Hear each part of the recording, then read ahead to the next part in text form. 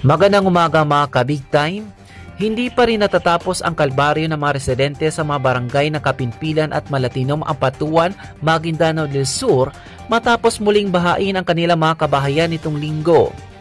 Ayon sa ilang residente, ito na ang ikawalong beses na kanilang naranasan ang pagbaha sa kanilang lugar.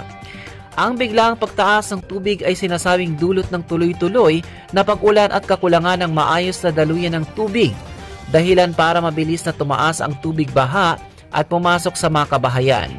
Ilan sa mga residente ay napilitang lumikas habang ang iba naman ay pilit na iniligtas ang kanilang mga gamit at alagang hayop.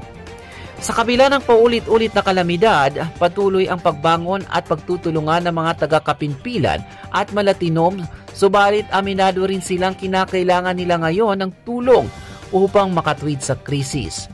Sa kanilang mapayapang panawagan, humihiling ang mga residente ng agarang tulong mula sa pamahalaan, lalo na sa pagkain, malinis na inuming tubig, gamot, trapal at ibang pangangailangan.